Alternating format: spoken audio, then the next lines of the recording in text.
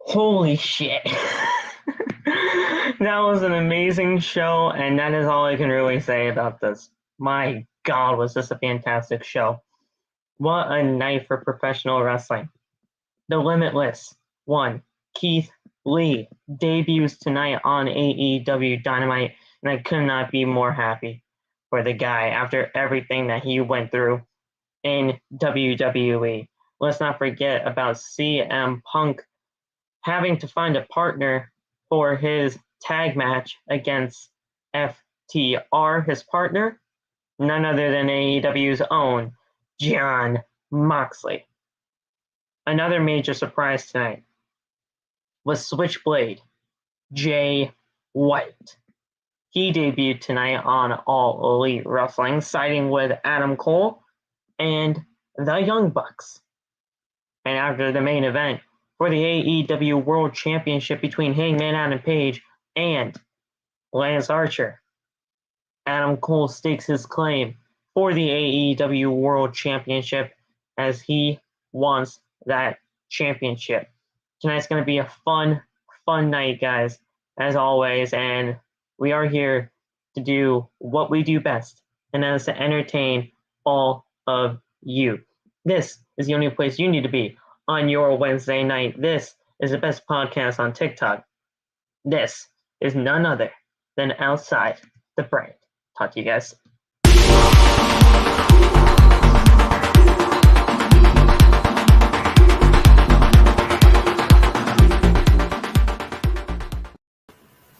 What is going on, guys? Thank you so much for joining me right here on Outside the Brand. This is your AEW Dynamite post-show review for February 9th, 2022.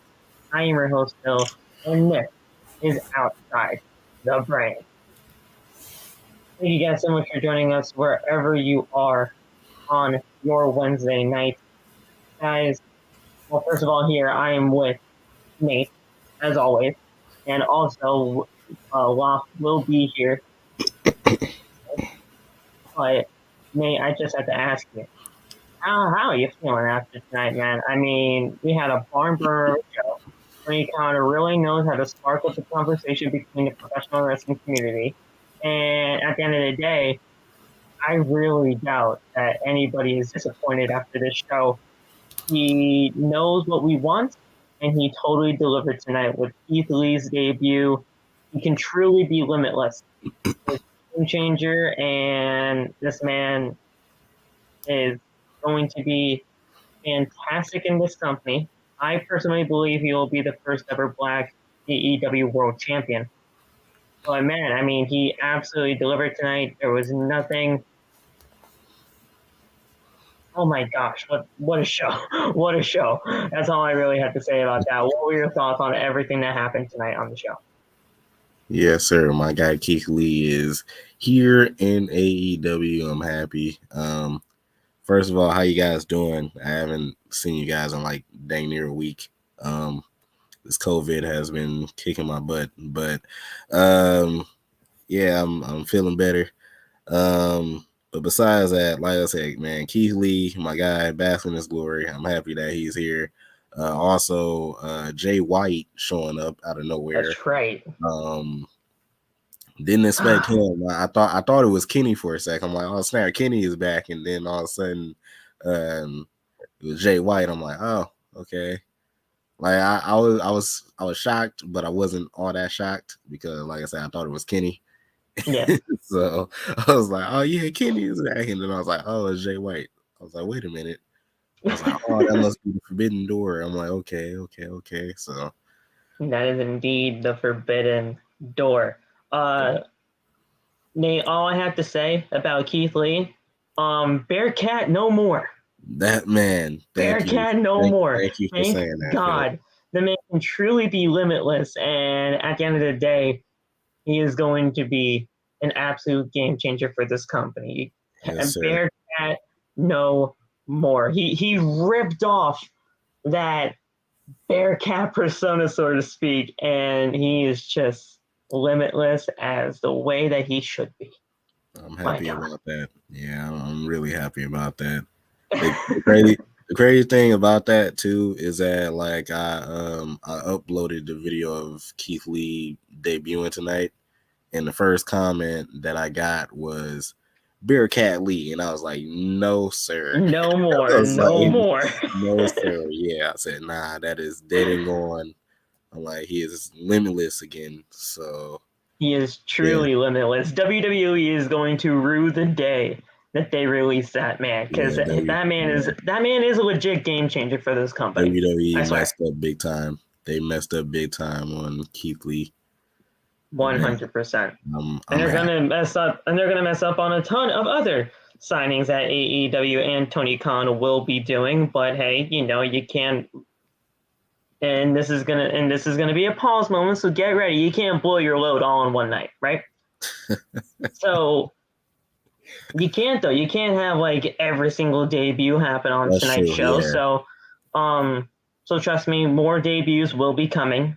It's not that I have insider knowledge. I know I am PK, but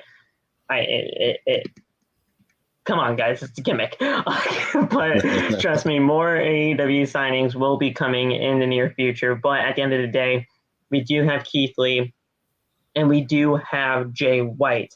Now, Jay White is still contracted with New Japan, as we all technically know. I mean, I kind of learned that tonight in the group chat. But have you seen any of Jay White's work? no. No. I Okay. haven't. I know that he was a part of the Bullet Club in New Japan. Right. But other than that, I haven't seen none of his work. I never really I never really watched like New Japan like that. So obviously I don't know anything about like the Bullet Club and New Japan and stuff. I know that he was on Impact for a minute. I don't know if he Right. still He's still is. doing some appearances over there. Yeah, so that's all that I know of him. I haven't seen any of his matches or any of his work. So I do recommend you go at least watch one Jay White match. This guy is fantastic in the ring. all right. There's something about Jay White that everybody gravitates towards this man at some point. Not just because of where he came from in New Japan, not just because he's a part of the Bullet Club, but just because of how his aura is about him. You can just tell just by the look of his face and just by the way that he presents himself that he is a goddamn star in the professional wrestling business. So I do recommend you at least try to find something on YouTube. I'm pretty sure there's something there. But Yeah. but yeah, I mean, he's here in the United States.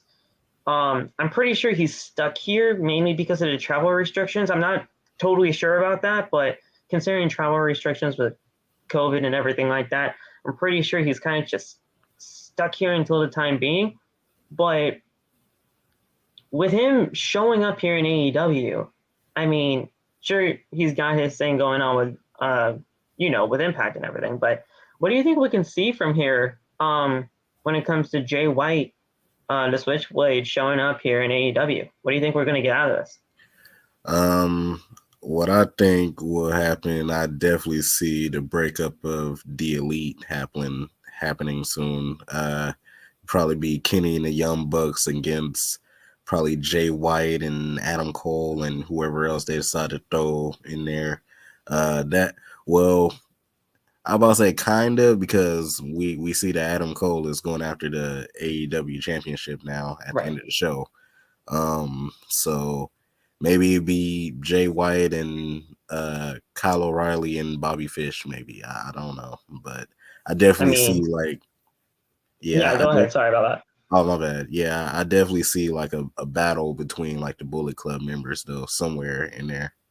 I mean, the Young Bucks did throw out there that Jay White and Kenny Omega used to be legitimate arch rivals, and at the end of the day, that is really true. If you do know your New Japan stuff, Jay White and Kenny Omega not only have had some goddamn bangers, but they were legit arch rivals in New Japan Pro Wrestling. So that's going to be fantastic to see. Whatever we get, I'm all for it. I really don't care. I just want to see professional wrestling. If we see a Jay White and Kenny Omega match on AEW soil, I'm all for it. I'm just here. I Yeah. freaking love professional wrestling. Oh my god. But yeah, CM Punk now gets a rematch with MJF, and to be completely honest, I'm gonna be completely honest with you guys. That's what we do here. I'm not all for that. I'm not. Yeah, I'm kind of feeling the same way because I thought that we were done with this last week, and apparently not. It's going I to keep mean, going. we saw what we wanted. A match between MJF, CM Punk, and Chicago, and MJF got what he deserved, and that was a win against CM Punk. It's not that I would not want to see this match. It's not that CM Punk and MJF had a fantastic match last week in Chicago, and I think they would do it again in, well, probably at Revolution. This is where it's going to be taking place, but I honestly don't believe that we need this right now, as MJF should be going on to bigger and better things and as the AEW World Title. Yeah, that's true. I agree with you on that one. Yeah, like I said, heck, if it happens, it happens. I mean, we can't do anything about it. But right. Like I said, I thought it was over, and like I thought that,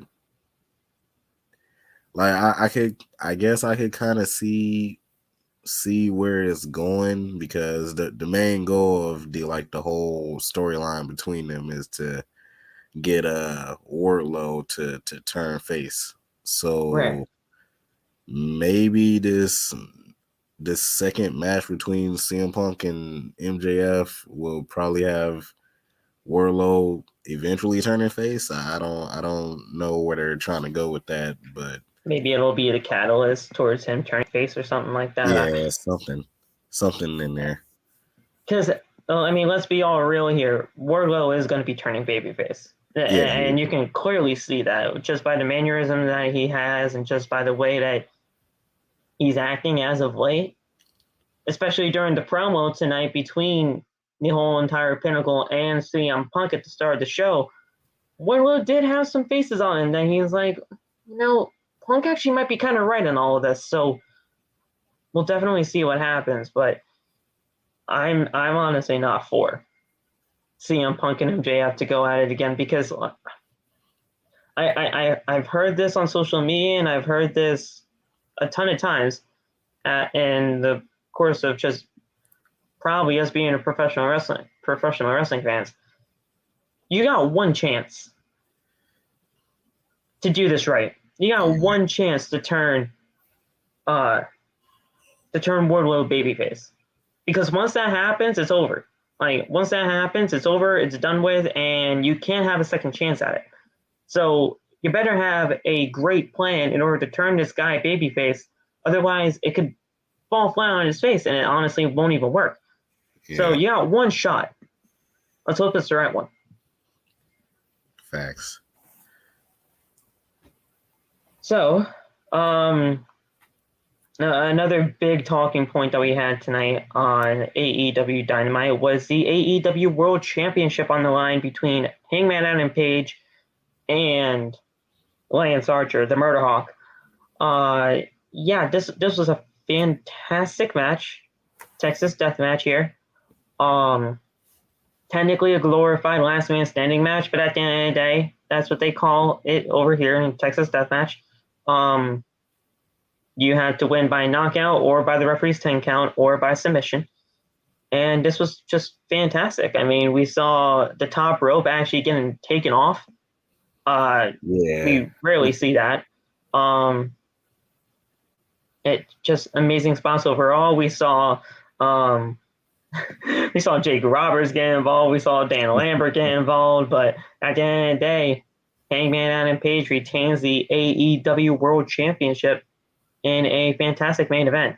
I thought we were possibly going to see some other kind of debut tonight in the final moments, just because of the way they were kind of, shooting some camera angles in ways, but we didn't. We just saw Hangman Adam Page retain the championship and just celebrate at the end of the show, which is fine. But what did you think of the main event tonight? I was surprised with how good it was in like a small amount of time because we knew that it was on like maybe like a good 15-minute match at that. But it was still good. Plus, this feud kind of came out of nowhere. Yeah, yeah, exactly. Because I was like, while we were watching the match, I was like constantly looking at the time. I'm like, okay, they got like 20 minutes left, and then the match started at like 8:45 my time. So I'm like, okay, we got like 15 minutes. And then they went directly into the match because they were fighting backstage. I'm like, okay, well, they're going directly into the match. But yeah, I was like, this is my first time seeing a Texas Death Match in AEW. I didn't know what the heck it was because like the way that they announced it, they were like, "Oh, you win by knockout or submission." I'm like, "Knockout or submission? What in the world is this?"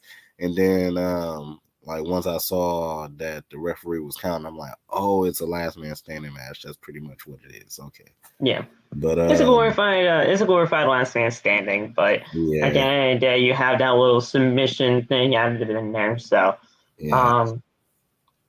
But yeah, it was a great match regardless, but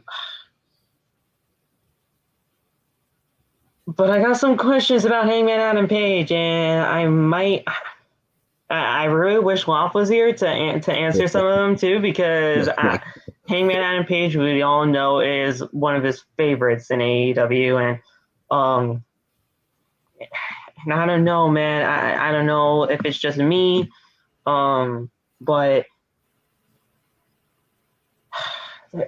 man, I really want Loff to be here in order to answer some of these questions that I got, because there are some questions in here that I know could either stump you two or maybe you guys can agree. Maybe you guys agree with me. I have no idea, but whatever. I'll just lay him out to you, and then we'll lay him out to Loff when he gets here. Okay, so how do I begin this? So, do you think in any way, shape, or form Hangman is losing his touch when it comes to being an AEW World Champion? What I mean by this is we all know the entire story with him and the whole year-long story with him and Kenny Omega finally culminating of him being the AEW World Champion. And it was just a very, very long-term plan for Hangman to be champion. And then when we get it, you know what WWE and AEW fans and just professional wrestling fans do in general. We get it, and then we just turn on it in an instant.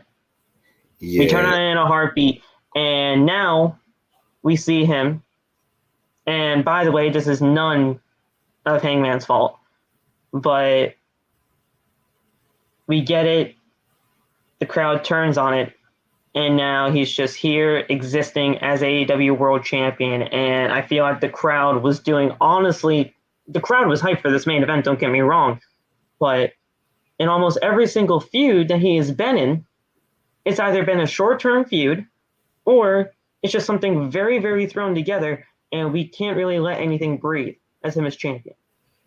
Do you see that, or is this kind of just my own way of thinking? Because I agree with you, because like I've been watching it too with AEW, because he only defended his championship probably like maybe 3 times. I think this is the third time, yeah. Yeah, so like I don't know, like his championship run is like reminding me of how WWE did with Big E championship run.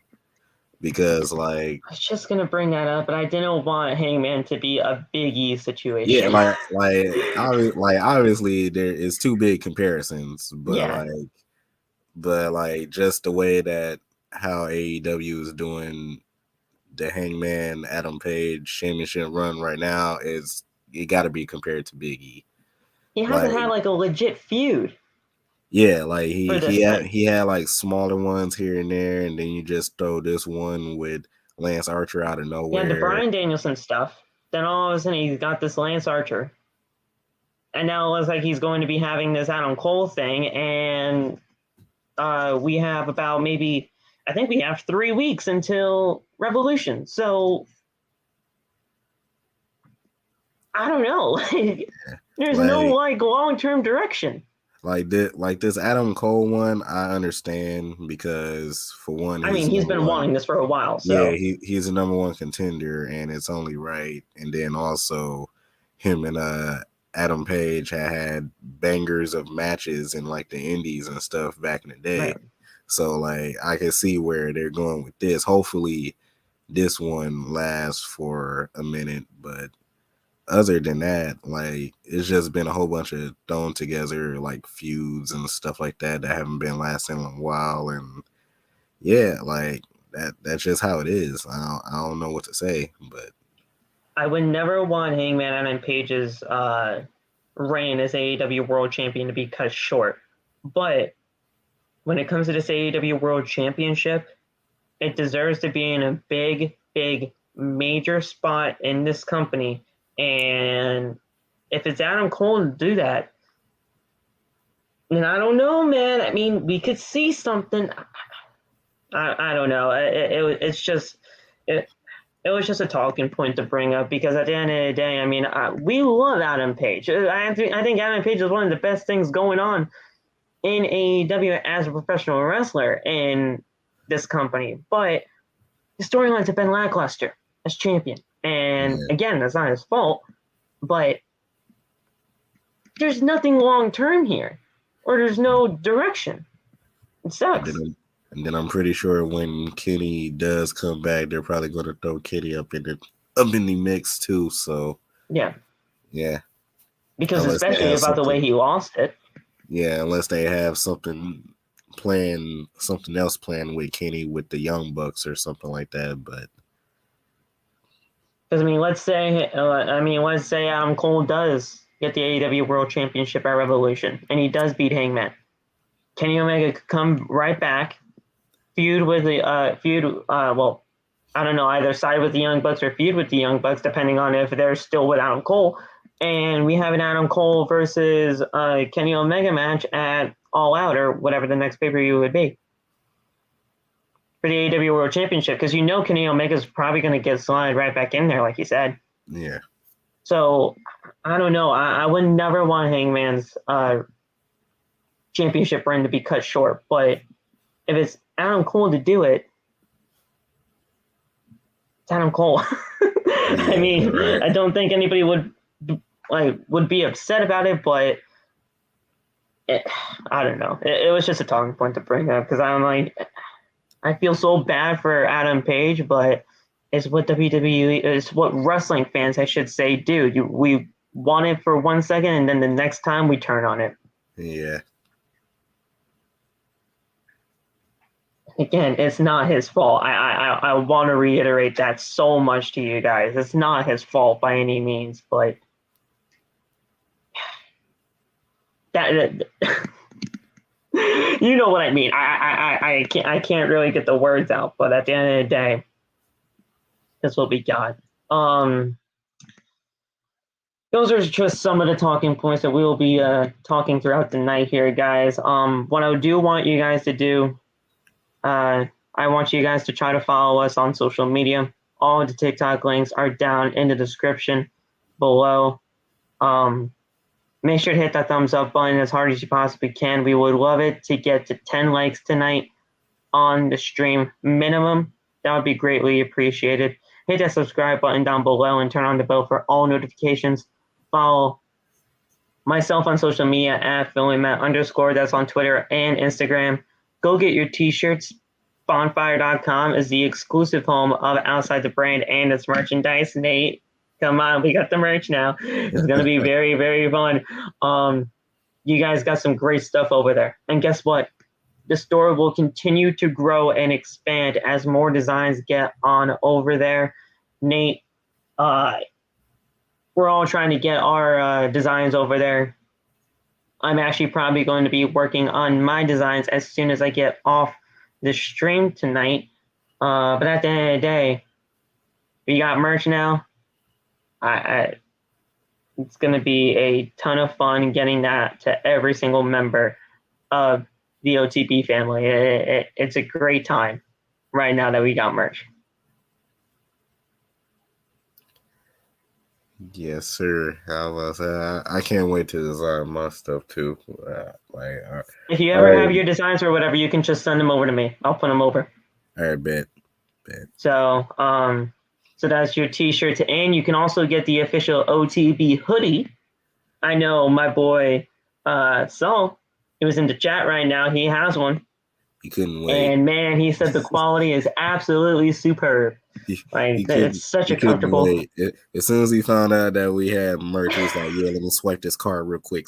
He just swiped it real quick, and he got it. We were like, "Wait, Saul, wait." Hold on, we were trying to get some of our stuff in a way, and I was trying to contact some people on Bonfire, but there was no way. So honestly, buying it was the only option for us, but he just did not care. He's like, boom.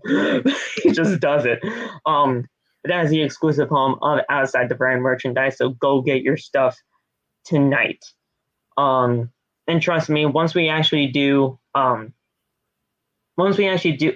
here's the thing, Bonfire, I would put a promotional code out to you guys to save some money, obviously, but the way Bonfire works, and I can talk about this because we're on the actual shop now, so we're fine. But the way Bonfire works is when you have a promotional code, you have your profits and everything, but when you sign up for a promotional code for whatever percent off that you're trying to do it for, it takes that percentage off your profit. So let's say we had like $400 profit, right? And we wanted to do like a 20% off code or whatever. It would take 20% off of that 400, and then we'd have that money left over. So, I mean, let's see, 400 times 0.20,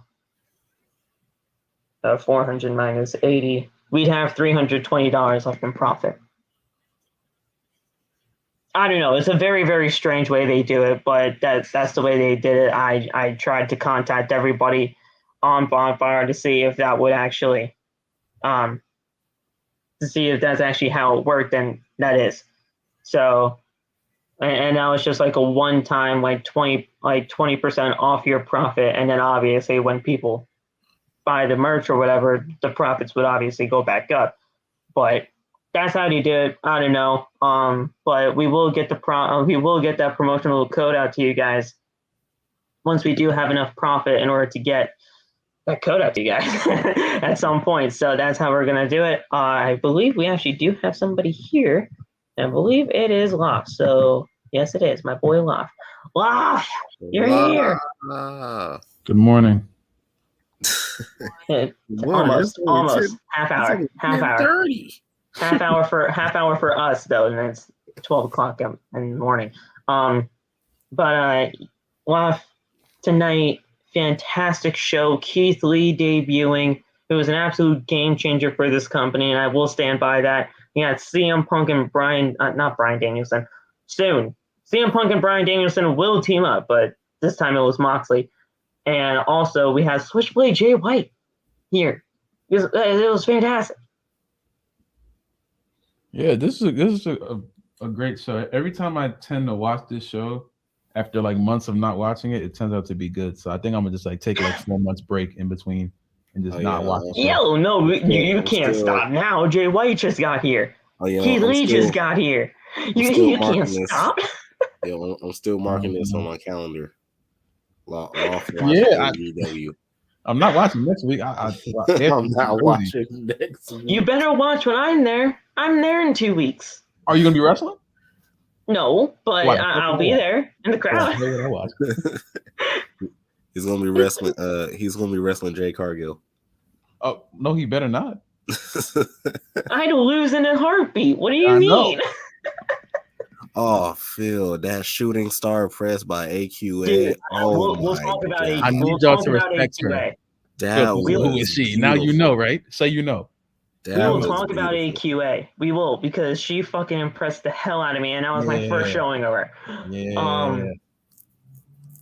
I never saw her in NXT, so wherever you got that now. from, you obviously were lying, because she was not in NXT. She was. She had a match with NXT. She beat her. Yeah, she was in NXT. You guys are lying. She was not in NXT. It was during you have the time. Craziest thing on your phone called YouTube. You can just look up anything, right? Look up her name, bro. Please. That's absolutely lying. It was around the time where WWE was in the Thunderdome, and they're still in the Performance Center. They were in the Performance Center then, and they're in the Performance Center now. I'm talking about like when they didn't have any fans, like because it was like when they first moved into the Thunderdome where they didn't have any fans. So it was when COVID was like, COVID was like first on the rise. It was around that time. Yeah, but was she signed to an NXT contract? I don't think so, but I did see her like perform in the Performance Center. I know what Loft is talking about. So, do you guys remember who she faced? Nah, that's not important though. And that's exactly it. She was obviously not that important in order to get that. So now she's here in AEW, and at the end of the day, I want to see more of her. There we go. That shooting star was so beautiful, man. So good. Nice. So good. She needs Tony. I mean, I know you're signing a ton of people right now, but look at AQA more, please. But man, this was just a fantastic show. You just missed the intro off, so that's all. That's it. That's all you missed. I did finish asking Nate a couple of questions about Hangman Adam Page, and if you do want those questions asked to you, I can. We did talk about Hangman just a little bit before you joined us. In good ways, yes, but there's definitely some questions to be asked about his World Championship reign. So do you want me to ask him, or we'll just wait until we get there to that match? Wait until we get there, because I really don't know how much time I have before I got to go anyway. Okay. All right, so we're going to get right into a review, guys, tonight. Thank you guys so much for joining us right here on Outside the Brand. AEW Dynamite was fan-fucking-tastic tonight, and now we can totally get right into the thick of things for this AEW Dynamite post-show review.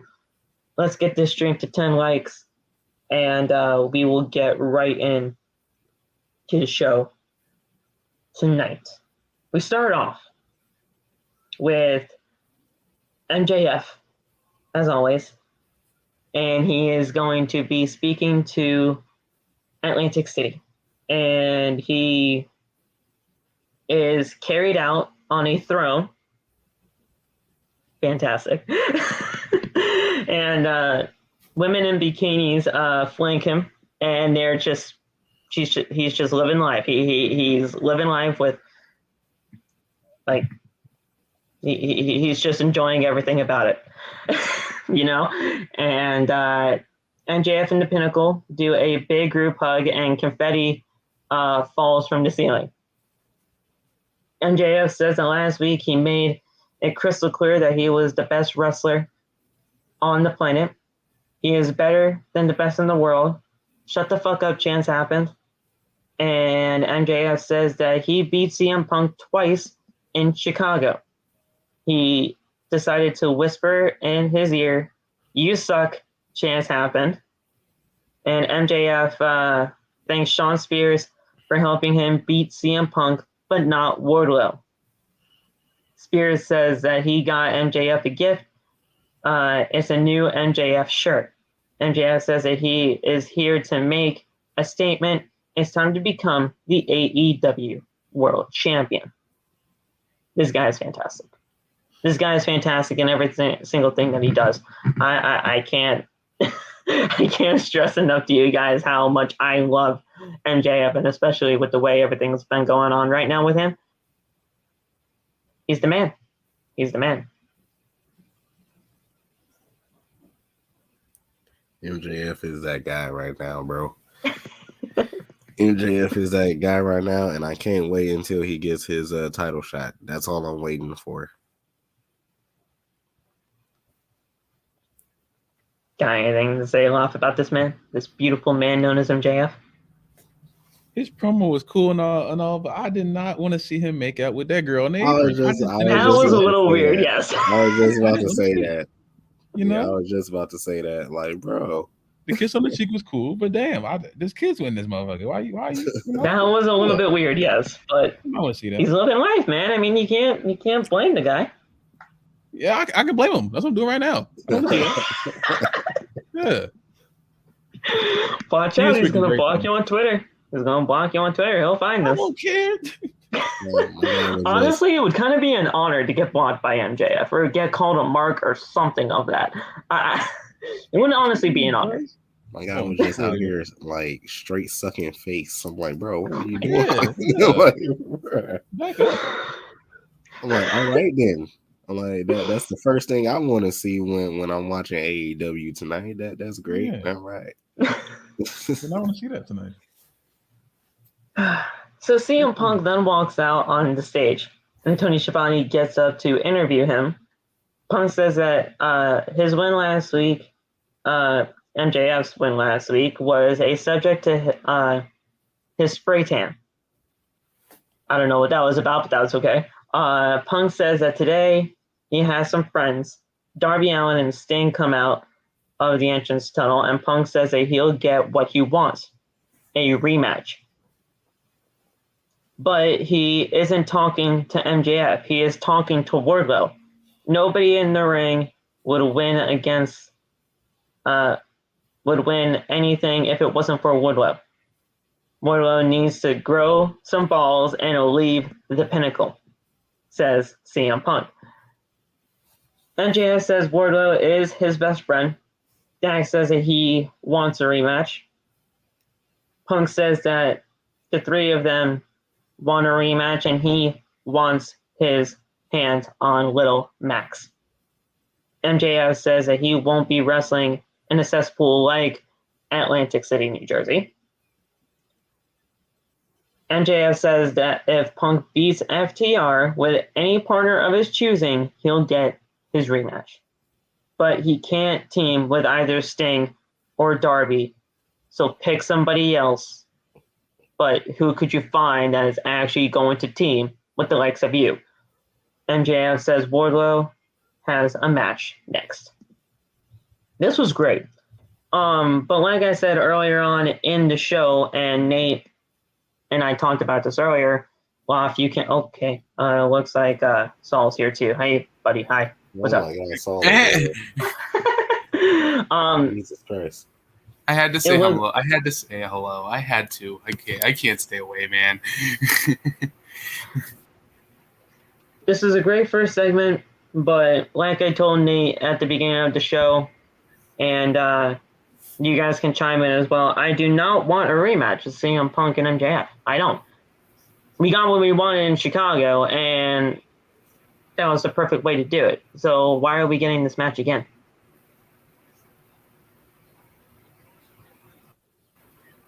To give Punk the win. We're really 50-50 booking this shit? It looks like it. I mean, if MJF wins again, I mean, I think that would make the most sense. AEW Revolution. MJF needs to win again. Yeah, AEW Revolution. Then it'll be done. Yeah. But I don't know. We do not need a second match at all. At all. But it's gonna happen. Better not 50-50 book this shit, because that's some, Bruce Pritchard, the Bucktooth Beaver Man shit. The reason why I feel like there's going to be a rematch is because they want Punk. They want Punk to get even with MJF. I feel like that's the reason why.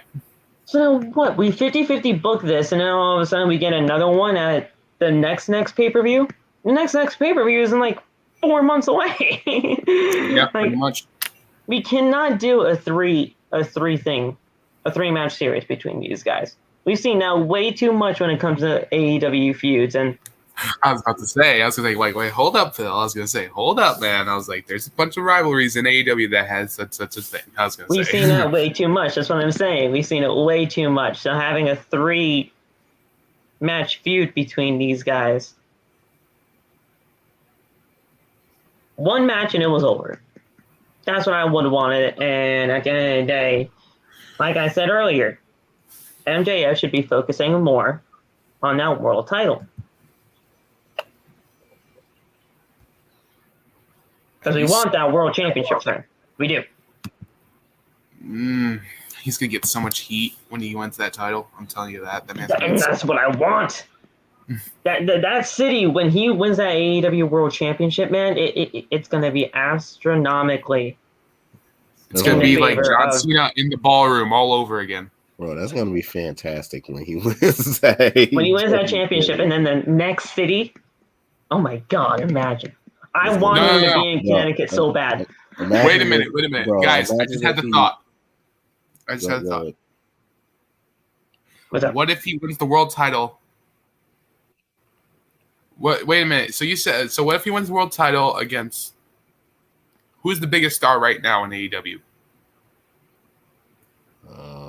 I mean, that could be anybody that you're talking about. Top star, like probably Adam Cole. Well, I mean, Adam Cole is most likely going to be facing Hangman at Revolution. Mm-hmm. So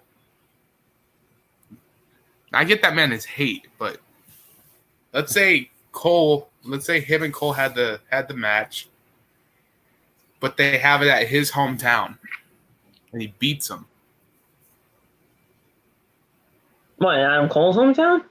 Yes. In Panama City, Florida. I mean, that's all depending on where the heck that pay-per-view is going to be, because obviously he'd win it on the pay-per-view, but he's not going to win on an episode of Dynamite. I mean, heck, there's been some crazy things on Dynamite before. But yeah, I mean, at the end of the day, when MJF wins that championship, it's going to be great.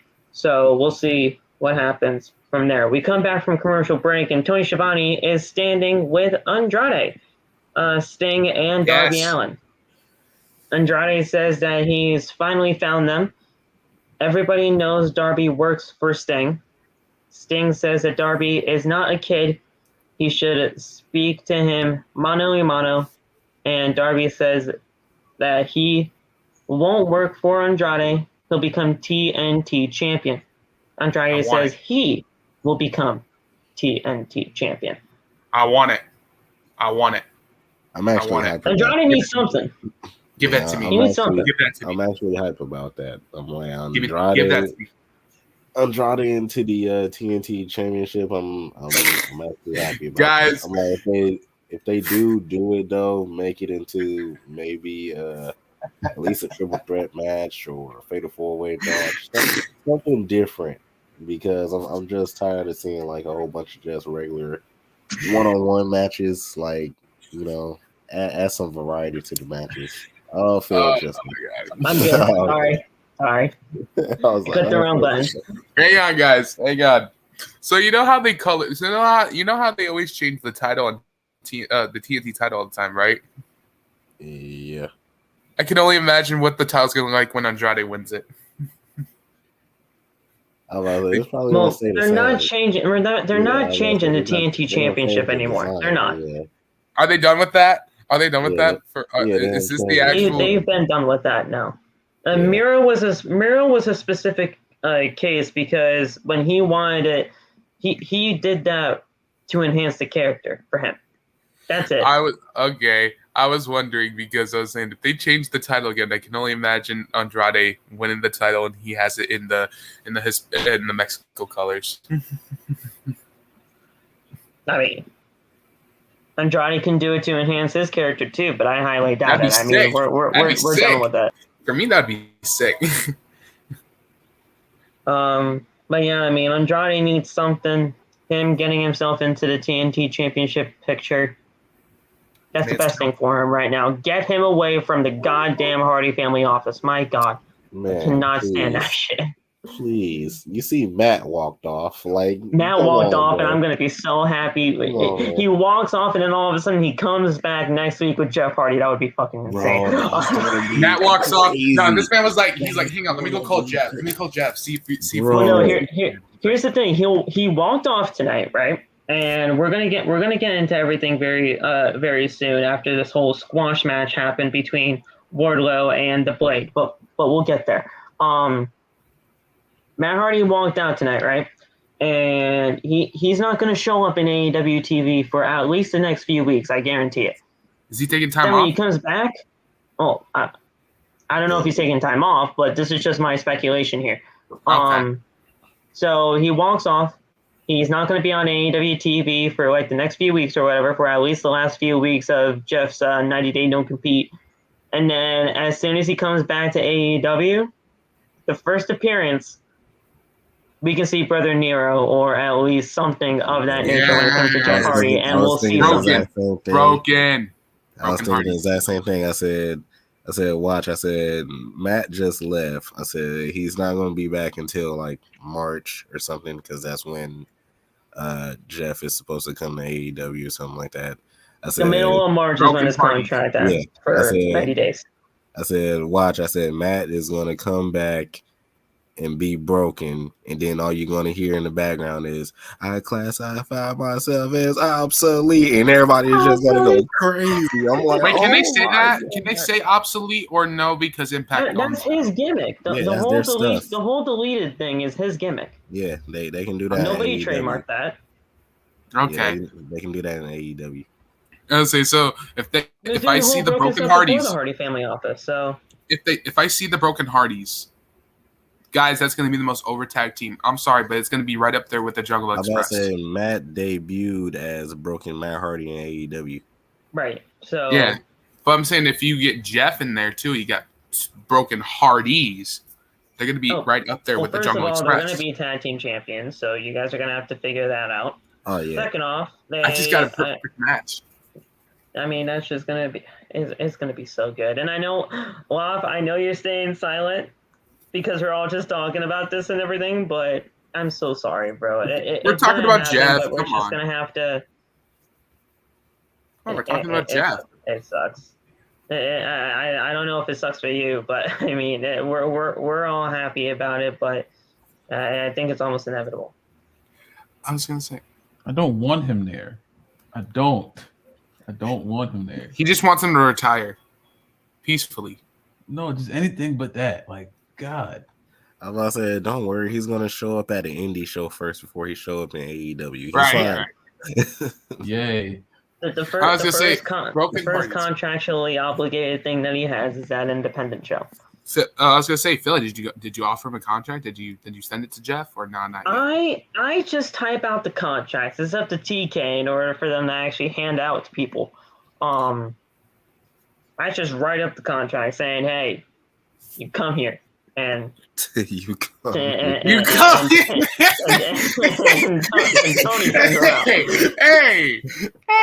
I want to go back to the Hardys. I got a perfect tag team match. I just got a perfect tag team match. Ready for it? It'll be probably right up there with the Dudleys and Edge and Christian. All right, how about this? Broken Hardys, Lucha Bros, Young Bucks, Jesus Christ, Jungle Express, Jesus Christ, ladder match, Jesus ladder Christ, match. dude. Oh my God, Someone's gonna die. Someone's gonna die.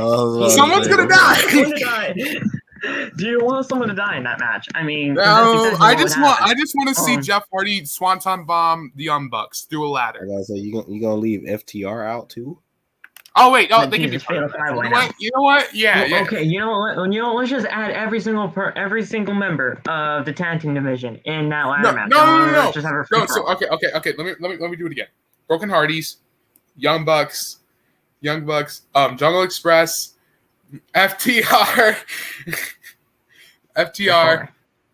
and then all right, final one. Tano and Ortiz.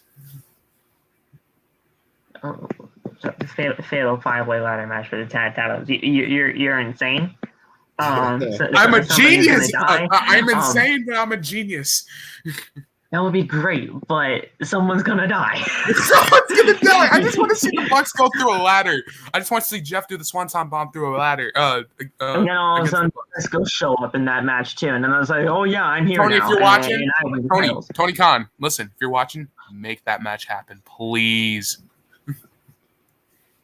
You're insane. Thank you.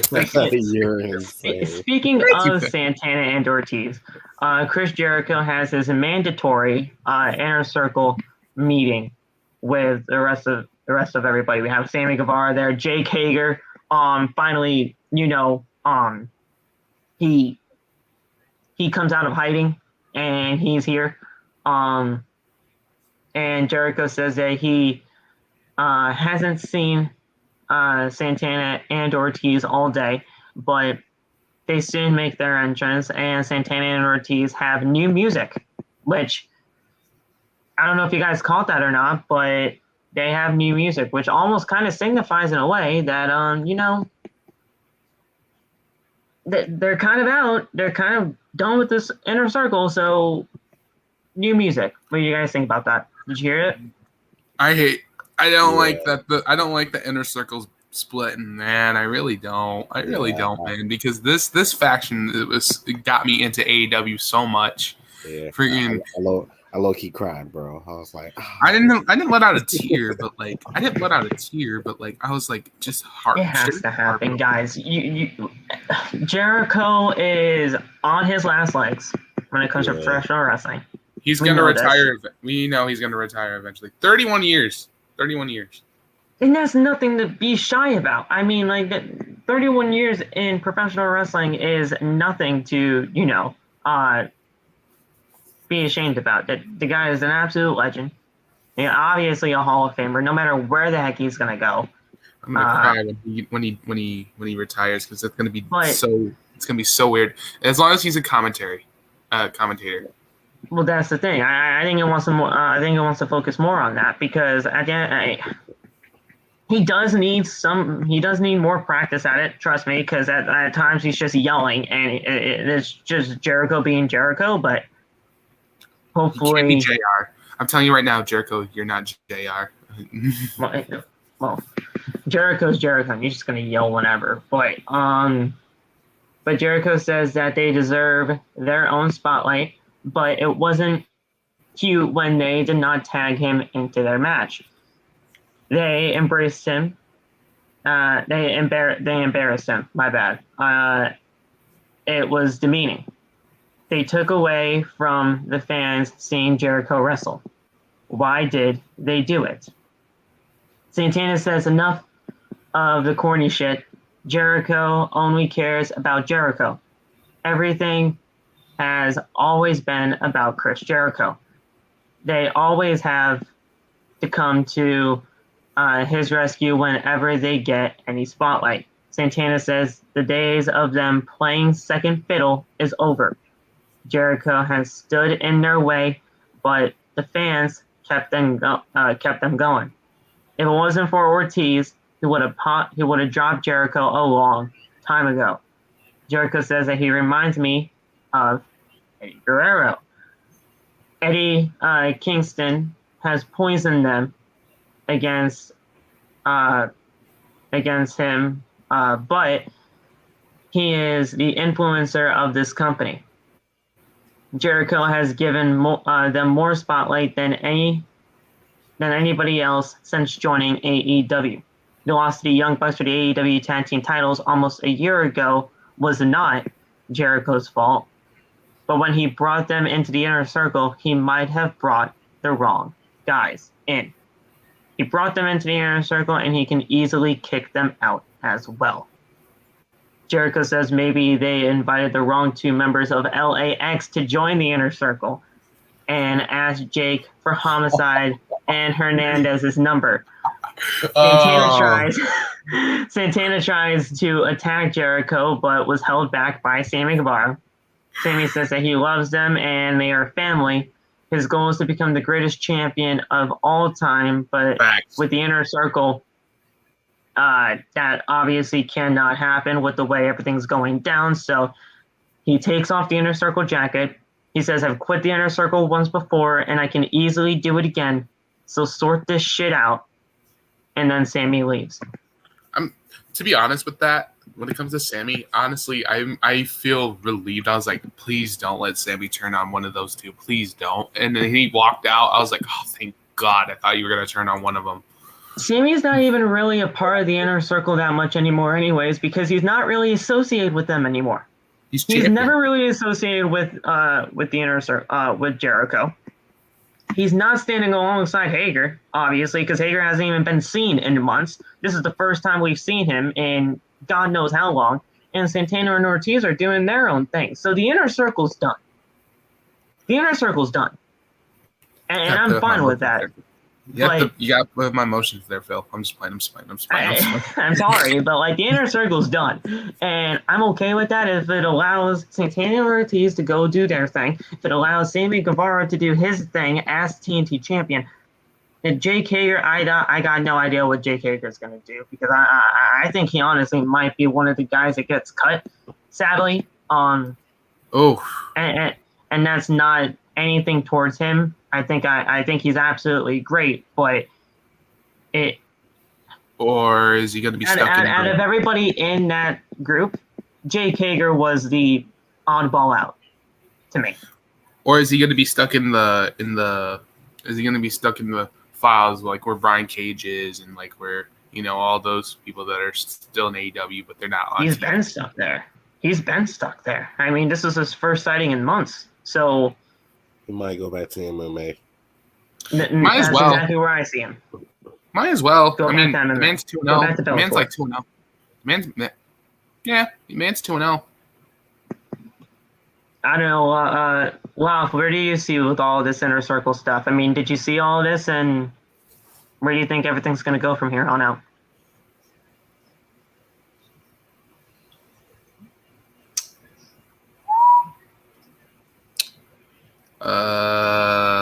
Where'd he go? Undertaker got him again. He might. Undertaker got him. Undertaker got him again, y'all. Don't tell me. Not again.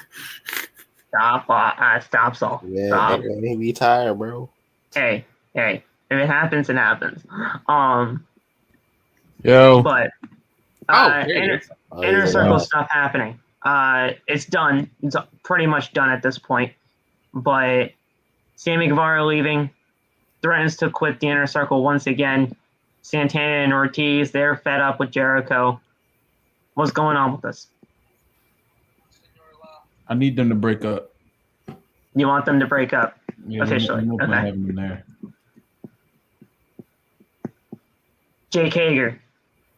Finally seen him in and God knows how long. What's going to happen with him? He's expendable too. Yeah. He's not the same quote unquote Jack Swagger that I remember. I was gonna say, Jack Swagger. That guy was a menace. We the people. Was he really a menace though? I mean, the man literally. He was trying to kill Rey Mysterio. Yes. When he was trying to kill Rey, yeah, but as he said, the man. But thank God for Johnny beat the shit out of him one time.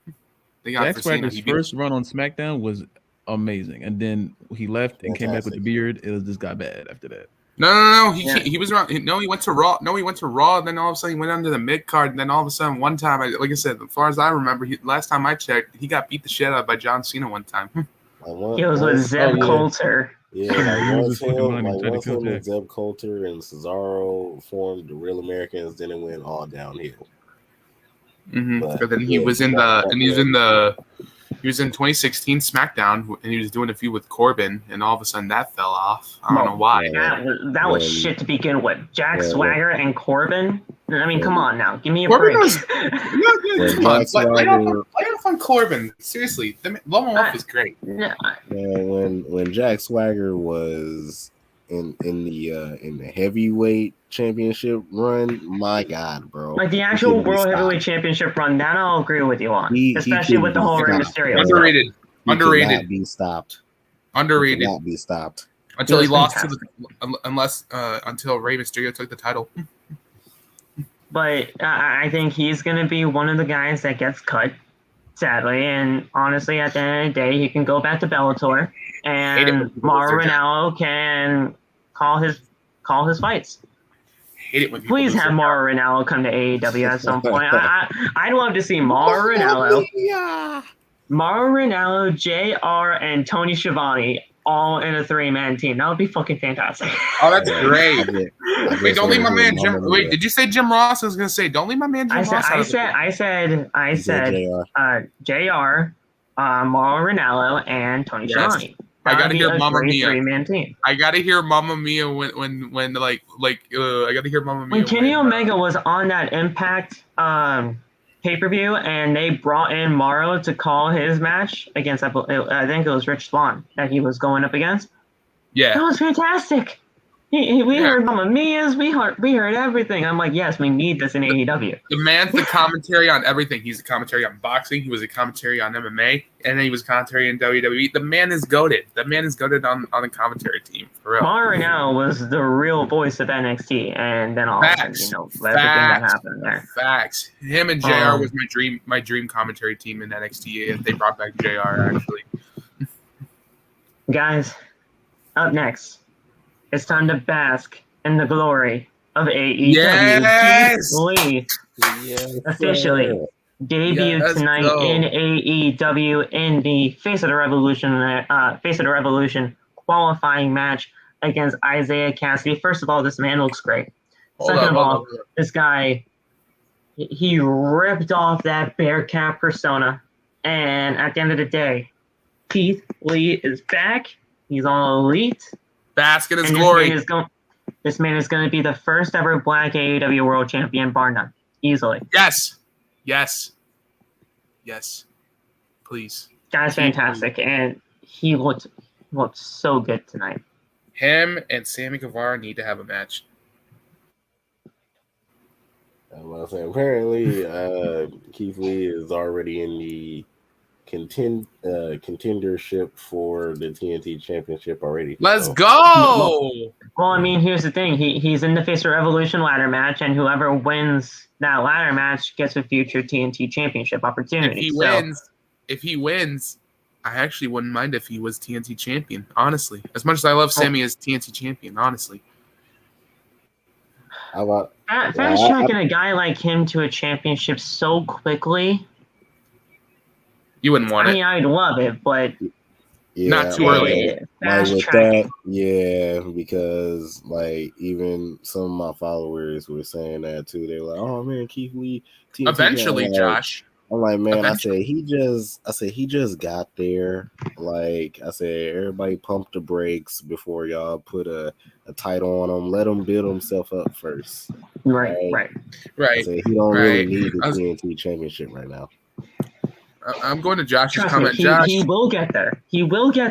But we have to, build him up first. Josh, 100% though, we are going to get an Adam Cole and Keith Lee something. Something. Adam Cole is about to get yeeted into the audience again. Oh no. Yes. That was so good. When he sold Isiah Kassidy almost did that too. Isiah Kassidy sold that Beal. Oh my God, that Beal throw. Oh my God, guys! So let's say Keith Lee teamed up with Orange Cassidy, right? Let's say he accidentally pounced Orange Cassidy, and like I said, he flew into the crowd, but did it way better than Cole did. And literally, he has his hands in his pockets the entire time. Yeah, I was gonna say, he'll have his hands in his pockets, and he gets pounced, and he has his hands in his pockets, like whoop, like. He just has a straight face, hands in his pockets. He's flying over the crowd, and he's just like, "Oh yeah, hi." The crowd catches him. Wait, I don't know if they're allowed to put people over the crowd, considering they're still, Well, I mean, when CM Punk was jumping into the crowd for fun, I mean, he was doing it. So Seth Rollins just came out in the freaking Shield crap, and COVID is still happening. So yeah. Matthew still come out in the audience, so yeah. Oh, we need to also. Can you give me? Honestly, I want to see. I know we are going to get more into Keith, but give me Keith Lee versus Kenny, please. I actually want that. Oh yeah, man! It's gonna be a lot of fun.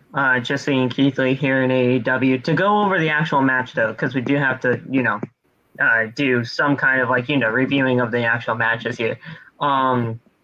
Lee hits a huge shoulder block, throwing Kassidy out of the ring. Matt Hardy leaves through the crowd, walking out on Private Party. Shivani calls that erratic behavior. Then that's a Jeff Hardy reference. So, I mean, come on now. Kassidy hits a corkscrew dive on the to the outside on Lee, and back inside the ring we go as Kassidy hits some kicks, but Lee swats them away. Lee then throws Kassidy up into the air, and it's a modified power slam. Lee covers 1, 2, 3. I think he didn't he hit the big catastrophe? Yeah. That they called it a modified power slam, but it's a big catastrophe. Yeah. I don't know, but I think he can still call it that in AEW. So we'll find out what he actually does call the big catastrophe. But at the end of the day, Keith Lee wins. Is in that ladder match. It's going to be fantastic, and Keith Lee's all elite. You all just got to bask in his glory now. And by the way, shout out to Mikey Ruckus. Oh my gosh, Mikey Ruckus does the music for AEW, and that music was great for him. Oh my god! As soon as you heard it, you know exactly what was happening, and by God, it was Keith Lee. I'm about to say, I didn't even really hear the music. I just looked at the screen and I just saw the crowd was so loud too. Yeah, when you saw Limitless, I just saw Limitless and I was like, oh my God, it's Keith Lee. So yeah. That music though for Keith Lee is so good. Shout out to Mikey Ruckus. Seriously. Not only just because of his amazing work, but he follows me on Twitter too, so that's a plus.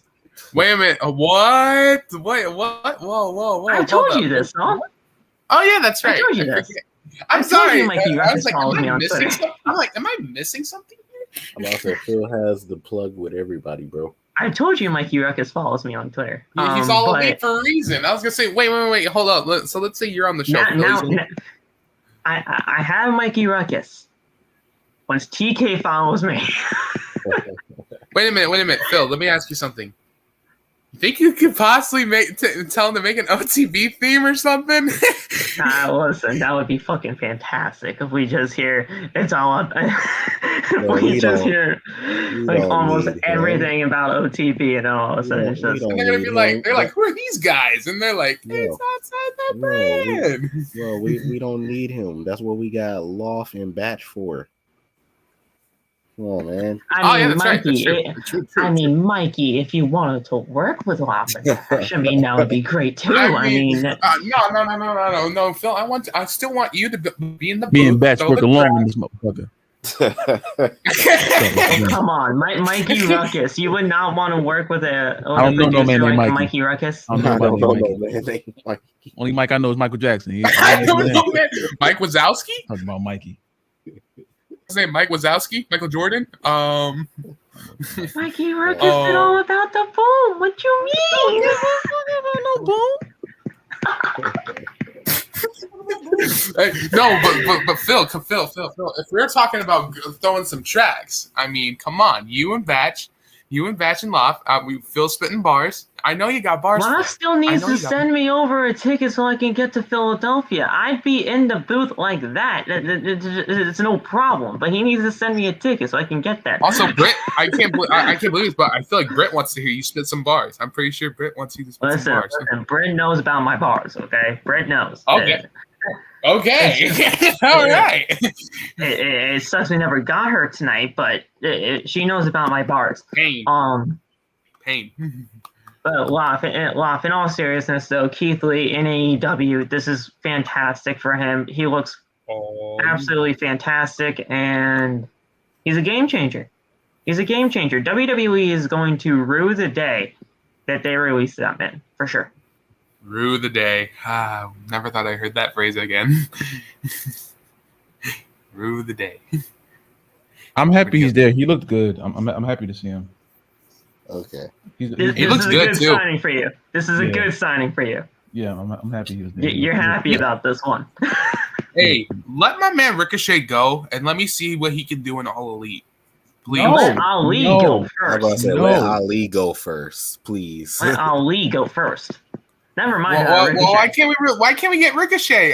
Come on, I want to see him do the freaking Hurt Piranha over the go freaking anywhere top. else besides AEW? Like, God damn. Yeah, exactly. Like, Yeah, Ricochet. I wouldn't want Ricochet. I don't love You know it. dang well. Was You know here in dang well AEW, when that but- contract is. You know damn well when that contract is done. You know where he wants to go.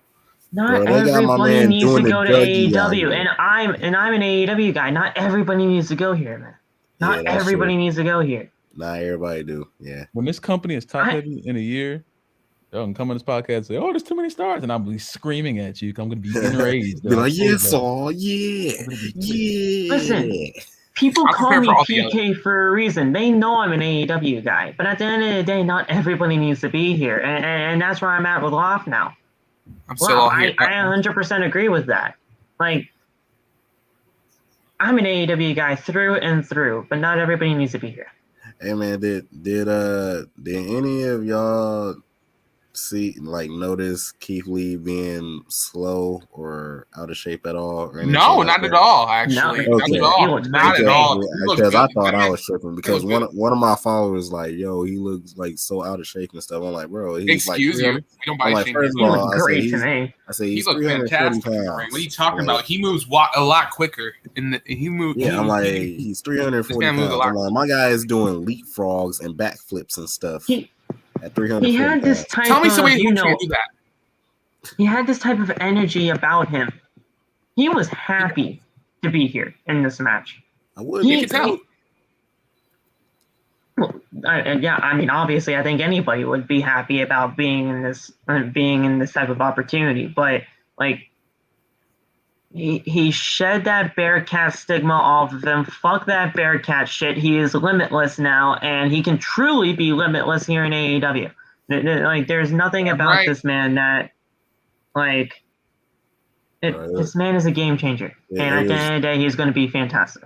Bro, it was great to hear the Bask and the Glory chants from the crowd tonight, bro. Yes. I was like, oh my god, bro! I had the biggest smile, man. You can't just not be happy hear for this man, because after everything that he's been through, being called Bearcat, having his theme music changed 5 times, 5. Then all of a sudden he's going to get then all of a sudden he's not even going to be like on his own. He's going to have a manager, and the manager was actually going to be Adam Cole. And the thing is, Adam Cole was not even going to be known as Adam Cole. They were going to have him shave his own head, shave the long hair of his, and then have him be a manager for Keith Lee. Nobody wanted that. Nobody. That sounds like a nightmare. That sounds like would a have nightmare. been. That That would have been a goddamn nightmare. That sounds like Joe Gacy and Harlan. Exactly. So I mean, at the end of the day, that's worse not than only Von Wagner. we were happy when Adam Cole was here, but now that Keith Lee is here and he can legitimately be himself, this is going to be the best thing for him. Seriously. Go back.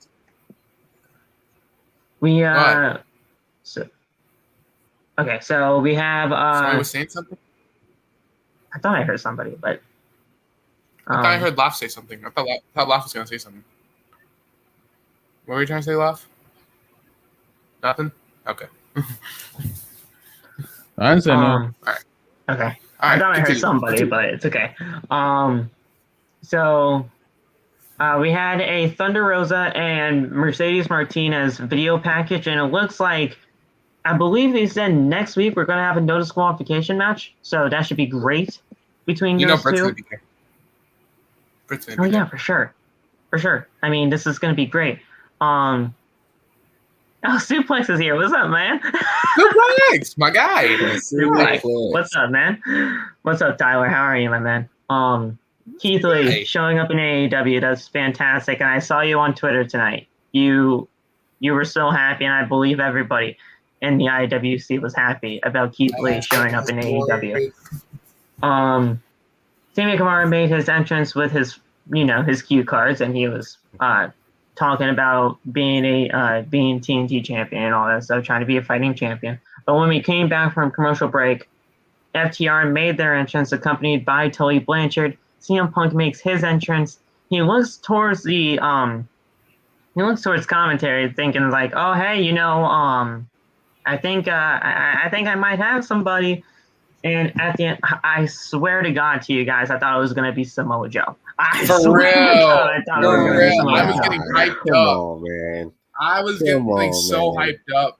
Y'all really thought it was going to be Samoa Joe? I swear to God, I promise you, Nate, it was going to be Samoa Joe. Nate, it was either going to be Samoa Joe. I was thinking either Samoa Joe or who else was I thinking? Yeah, I was even thinking Keith, but Keith had already had his match. I was thinking that too. Bro, the first person I thought of was Moxley. I was like, bro, I said, because I'm like, okay, well, it's not gonna be Sting, it's not gonna be Darby. I'm like, who's the only other one that's been on TV but haven't been on TV? I'm like, it's either gonna be Brian or it's either gonna be Moxley. And sure enough, Moxley comes out. I'm like, boom, there you go. Everybody, oh my God, it's Samoa Joe. I'm like, yeah, keep thinking that. Okay. All right. Well, first of all, Samoa Joe will be here. He will. I just thought it was going to be tonight because it would be fantastic. Samoa Joe was his partner. I would have been like, oh shit, here we go. I'm like, Joe's ready to fuck. Samoa Joe. When Joe's on there, they're like, I can't say his chant because that it involves Joe's gonna. I don't want to say it. But man, so we have FTR, CM Punk, and Jon Moxley. This match is great. My God, this match was really long, and I loved it. I saw some criticism on Twitter saying that this match is too long. I mean, come on now, like you just gotta shorten this up a little bit. But at the end of the day, this was great. Suplex, have a good night, man. Talk to you very soon. All right, Suplex, bro. All right, Suplex. Phil, we gotta have him on here sometime again. Hey, I love it. I love it. But we had the match going on, and Punk locks in an Anaconda Vice. Cash is tapping out at this point, but the referee, Aubrey Edwards, was distracted by Tully Blanchard. He wasn't. Not Tully Blanchard distracting her. I believe it was Dax that was distracting Aubrey. Tully then comes in to actually break up the submission. CM Punk hits a GTS on Tully Blanchard. Tully Blanchard sold it like it was absolute death. Like he died getting that thing. I hope Tully's okay, but CM Punk had a little bit of trouble getting him up there for the GTS. Not his fault, obviously. I mean, there were some miscues going on, but at the end of the day, he did hit a GTS on Tully Blanchard, and he sold it like death. Punk hit a GTS on Cash Wheeler, and Moxley hit a paradigm shift on Dax, and this was at the same time. And Punk covers for the 1, 2, 3. This was fantastic.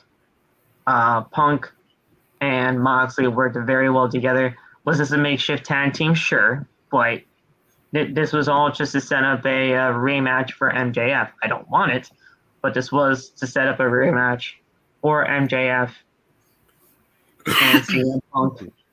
I got a couple fun facts here, Phil, about CM Punk and Moxley. Nate's fun facts here on OTV. Yeah, Nate fun facts here on OTV. We need to create like an intro for that. We need to create an intro for that. Nate. I forget that. But Nate's fun facts here on OTV. First fun fact. This is the first time that CM Punk and Moxley been in the ring together since TLC of 2013 when CM Punk faced The Shield. That is the first fun fact. The second fun fact. Good shit. CM Punk wore the same trunks that he wore when he faced The Shield in 2013. I don't know how I learned about that, but I just saw it on Facebook, and they said that Good he wore shit. and they said that he wore the same exact trunks that he wore when he faced the Shield in 2013. I'm like, what in the world? Nah, that's some long-term That's storytelling, crazy. if that's anything. That's crazy. Not really long-term storytelling. That's more of a throwback, but you get what I mean.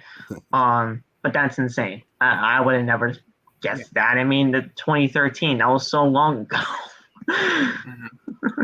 Hey, Phil, are we forgetting somebody that was also there? I was mind blown when he showed up. What the fuck happened? Not Key. Not Key. You know who. You forgot about one segment. Oh, Mr. Slim You forgot one Blade segment. himself. Yes, sir. See, they know survive. The fuck are you talking about? Who? Jay White. Jay White. White. We haven't gotten there yet. Oh, okay. I was wondering. I was like, what the fuck are you talking about? I was gonna say, I was gonna be like, Phil, don't leave. I was gonna be like, Phil, don't leave my boy We haven't Switchblade. gotten anybody there yet. Oh, okay. Because like I said, I was gonna be like, Phil, don't leave my boy Switchblade out of the picture. I was like, we ain't forget about that. Don't be confusing the shit out of me here. So I mean, we're trying our best here, and then all of a sudden you see somebody comes back during this match, like who? But the CM Punk you pick up the win. You know why I was happy that I loved the show? Phil, you're gonna Phil. This is the best reason why I love the show. This was the absolute best reason why I loved the show today. Cody was not on my TV screen. This was the best TV show. This was the best show ever. Oh my god! Stop! Please stop! I got you into this stream, and I have the power to kick your ass out too. So stop. Come on, man. Come on, Saul. This was the best show ever. Honestly, I was gonna be bored out of my. I was gonna be bored out of my mind. I was gonna be so bored out of my mind. All right, Lockie, stay smooth. All right, well, stay safe, my man. First of all, just gonna say this before you dip out of here. Jade Cargill, AQA was a great match. Obviously Jade Cargill gets the win. I believe she's like 20. She's 28 or 29 or 27-0. Yeah. Fantastic. She continues to improve. Let's see where she goes from here. But having an undefeated champion, you guys know this. You guys know I've been saying this for weeks. Having an undefeated champion, that's booking yourselves into an own corner on its own right. But Jade Cargill does impress, and so does. I saw something on Instagram. And so does AQA. She got a longer streak than undefeated. I saw something on Instagram. Why didn't they? Oh, poor Loff. Get some rest, girl. Get some rest, my brother. But anyway. Yeah, get some rest. But what's up? But I was going to say, I saw something on Instagram that was, I'm like, why would you compare such a thing? They compared Bill Goldberg's undefeated streak to J Cargo with the title. I was like, why would you? That's ridiculous. Why would you do that? First of all, those are two different things. I am a fan of Jay Cargill, but like Jay Cargill should never be in the same kind of conversation as an asshole like Bill Goldberg. There's something about Bill Goldberg does this thing, whatever. But hey Josh, that's kind of disrespectful, bro. And that's disrespectful to both men. Bro, Cody Rhodes is not the Tom Brady of wrestling, bro. That's disrespectful. To be honest, he ain't lying. I ain't gonna lie. He ain't lying. No. He ain't lying. He is lying. He is lying. That shit is not right. Honestly, because that's how I feel the exact. I'm about to say, if anybody is a Tom Brady, honestly, he gets way too much fucking hate, and that is too much of a fact right there. Bro, so if anybody is a Tom Brady of wrestling, so you know it's a fact. So you know it's a fact, Phil. Wow. No, it's not a fact. I'm just playing. It's not a fact. He is not the Tom Brady. What are you trying to say, Nate? Was the Tom Brady? I said it's either Goldberg or Brock Lesnar. They just have go away heat at this point. Well, Goldberg at least. Brock, he can be on. He can be on my television. He can grow an entire farm in the backyard of my house, and I would not even care. But listen, that's disrespectful. That's disrespectful to Tom Brady. That's obviously disrespectful to Cody Rhodes. Cody Rhodes gets way too much fucking hate, and it's unwarranted. That disrespectful me. Listen, I approve. I applaud you. I applaud you, my guy. I applaud to you. That's messed up. Josh, you're no TBOG here. All right. Right after I made that video too, I asked him. Hey, listen, Josh. Listen. Don't listen to these two. I applaud you. I applaud you. I am so proud of you. But go ahead, guys. Let's talk about this TBS Championship match between J Cargo and AQA. This is the first time I saw AQA. Everybody and their mama says that AQA was a part of NXT before it turned into paintball colors, and I still don't believe it. I'm going to look her up and send it. You send me the match then, because I honestly do not believe it. I got you. No, not Bill. Nate, send it to me too. I want to see. I got y'all. Because AQA was not a part of NXT. I firmly believe in that statement. I'm about to look it up. But she had this match against J Cargo. AQA was actually a part of Booker T's wrestling school. And man, did she impress? She impressed the living shit out of me. When she hit that, I'm gonna go over the match right now. AQA hit a sling blade, which looked great. Cargill with a forearm, and then AQA hits a tornado DDT, spiked her right on top of her head, and she goes to top rope, and then it's a beautiful shooting star press. I mean, this shooting star press was absolutely near perfection. AQA, my bad. Sorry, AQ. But she covers for a 2 count. AQA then climbs to the top rope again as she's gonna try to hit it one more time, but Cargill then gets up and pulls her down. Cargill then catches a crossbody and hits a spinning slam. Cargill hits Jaded for the win, and she retains the TBS Championship. This was a great match, very good showcase for AQ. And at the end of the day, Jade Cargill, she retains the TBS Championship. She continues to have this undefeated streak. That's all we can really say. I want her to have an actual feud, though. That's what I can say about Jade. She needs a feud, not these open challenges anymore. You know what? Is she ready for Britt, or no? No. Nah. Not at all. Not yet. No. Not yet. I was gonna say build her up to the point where she can go toe to toe with Britt. She can go with Britt. But when she's ready. She's not ready at all. Just not quite.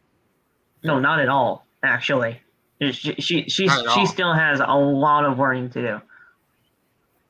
And I'm not just saying that because I'm a J Cargill hater. No, she has a lot of work to do. She does. There were some miscues in this match. There were. I don't know if that was the inexperience of AQ, but there were some miscues here. J Cargill, yes, she was the one that carried AQ in this match. She was, but Jade Cargill doesn't get a total pass from me. She has a lot of work.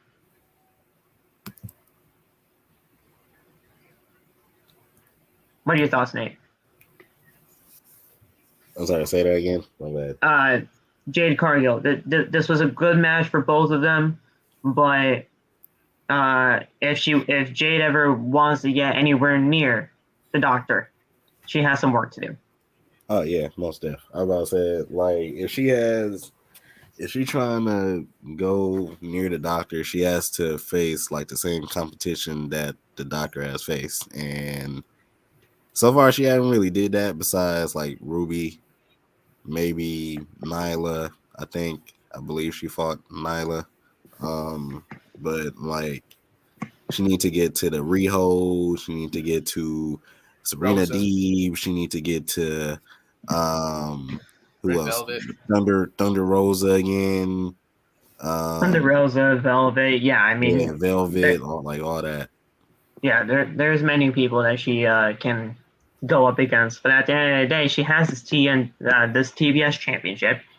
She can't be doing these open challenges anymore, guys. Yeah, She can't be. Say you're fighting Julia now. You're fighting AQA. You're fighting women that's not even a part of Nah, AEW they're not now, associated just anymore. to I was get in a like, shot. get Hardcore Country, Mickey James. But I was like, oh wait, they don't have that deal no more. They don't have the partnership. Yeah. Yeah, they don't have Impact partnership anymore. Sadly, but she needs a legit feud.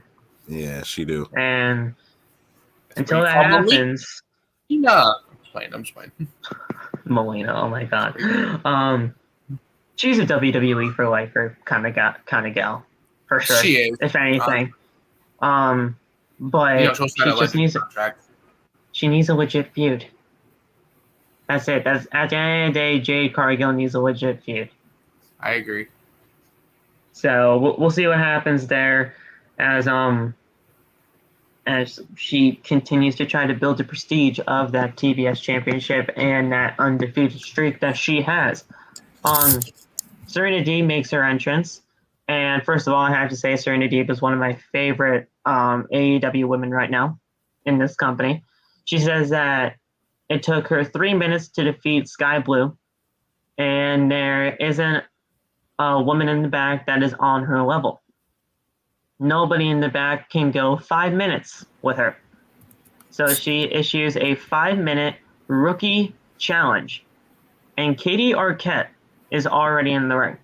Now, before people ask me, I do not know if this is David Arquette's daughter. I don't know. So if anybody's asking me if this is David Arquette's daughter, I don't know. I was getting ready. I was like, get ready, Phil. They're saying, is that his daughter? Is that David Arquette's daughter? I was like, get ready, Phil. I don't even know if David Arquette has a daughter, but if he does, if he does, and this is her, then she got squashed tonight in a minute to Serena Deeb. It was legitimately a minute. They had the clock on the Titantron, the two Titantrons that AEW has, and it was 5 minutes down, 5 minutes counting downward, and the clock stood at 4 minutes after the match kind of concluded. So it was a 1 minute match, and Serena Deeb picks up the win. She's fantastic. She needs that Owen Hart Cup, and Serena Deeb needs some championship gold around her waist. Give it. Now. I'm talking about Jade. Yeah. Not Britt yet. Jade. But yeah, she's probably watching right now. Serena Deeb needs a championship. Or at least the Owen Hart Cup. Who do you think is the one to break Cargo's undefeated streak?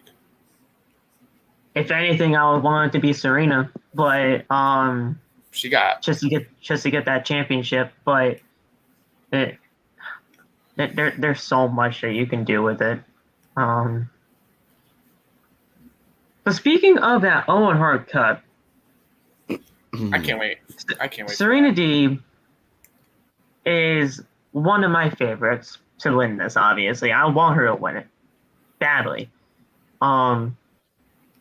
But with this Owen Hart Cup, I totally feel that there are going to be some new faces that are going to be showing up here in this tournament. Women like Athena. Yes, sir. I said that. I said that. I was like, because if you guys don't know Athena, that's Ember Moon. That's just her name. Got women like Toni Storm. Yes, sir. I've heard some talks about Kairi Sane coming over here. Isn't she? I thought she was working for WWE backstage. She's trying to get out of it. Her contract is actually almost up. By the way, I'm down with it. I'm so down with it. So if her contract is ending soon, and she entertains an offer by Tony, watch out. But yeah, I mean, those are the three that come to my mind first. But there are so many other women. I mean, we don't even know the actual field yet. We don't know if it's going to be a field of 8. We don't know if it's going to be a field of 16. We don't even know that yet. So we know there's going to be some new women coming over here, but we're just going to have to figure that out. And trust me, like we did the whole, remember when we did the whole TBS Championship Tournament bracket and we went over everything there? We're going to go over the exact same thing when that Owen Hart Cup tournament happens for both the men and the women. So stay tuned for that. Damn, is Ruby going to be in there? Yeah, they have a men and a women for this. Yes. Ruby going to be in there? Think of the actual male competitors that could be in there too. I mean, now we got Keith Lee in there now. We got Keith Lee here now. We'll have probably Killer here at some point. Samoa will be here. The Samoa Hard Cup tournament is going to be so good. And the thing is, it is a yearly thing. Tony Khan has established that. So it will be a yearly thing. So yeah, this is going to be great. And then we actually introduce, we have a video package for the Gun Club. The Gun Club. Oh, wait a minute. Don't you call them the... Never mind. They are the ass boys, but it's the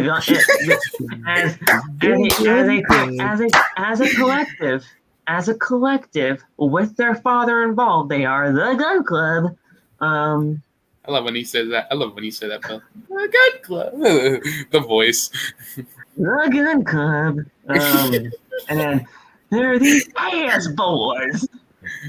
They're the ass boys. They have to have that. Like, Mikey, we were just talking earlier. Make them an ass boy theme, please. You got to make it an ass boy theme. I don't know if ass can be said on TNT, but you got to make them an ass boy theme. Justin Roberts introduces the Texas Death Match, and Lance Archer's music hits, and we cut to Archer and Paige just brawling. They're just beginning the fight already. They're that just was here. great to start it. That was the best way to start it. And they brawl down the entrance tunnel, and the bell rings. We're gonna go over everything here because this was fantastic. This was a good match. This was a good match. Archer and Paige. Forgive me though. Yeah, go ahead. I was gonna say, forgive me. I was looking at my phone. I was looking at my phone in the middle of the match. The middle. That's okay. Archer and Paige brawl on the apron above the two table. That's after the picture-in-picture.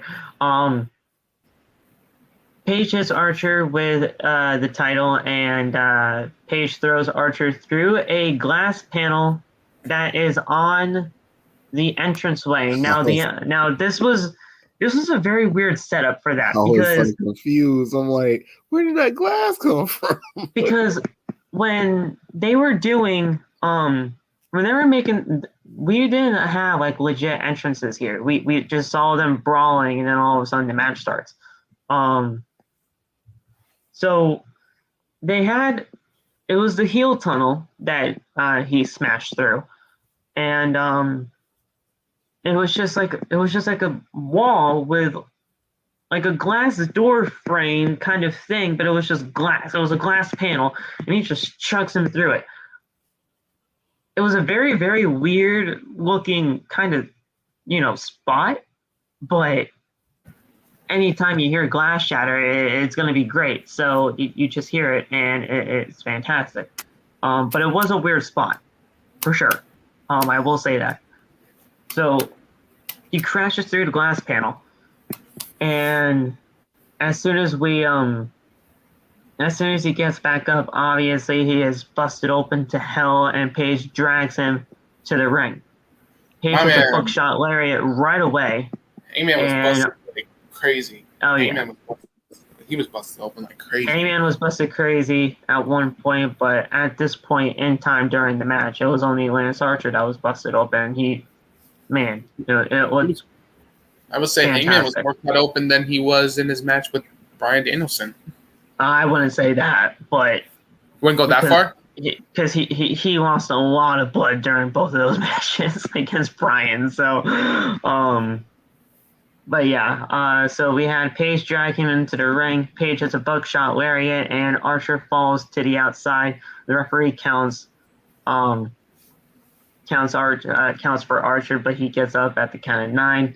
Paige attacks Archer on the outside, and Paige goes for a suicide dive, and Archer hits him with a trash can lid. That man, and Archer sold it like not Archer. Hangman sold that one like that. Oh my god, when he got hit with that trash can lid, oh my god, I saw that. That was hilarious. I'm like, oh my god, Jesus Christ.